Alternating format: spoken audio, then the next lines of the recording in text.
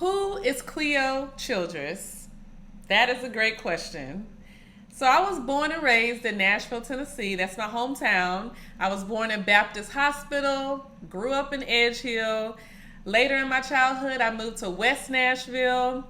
And all the schools that I went to for kindergarten, I went to Carter Lawrence. For first through fourth grade, I went to Cole Elementary. For part of my fourth grade, that's when I moved to West Nashville. So part of that year, I was at Charlotte Park. Fifth and sixth grade, I went to McKissick. Seventh and eighth grade, I went to W.A. Bass. Ninth through 12th grade, I went to Pearl Cone High School. And for college, for my bachelor's, I went to Tennessee State University. So the first time I ever had my first real life-changing experience was when I was 17 years old and I found out I was pregnant.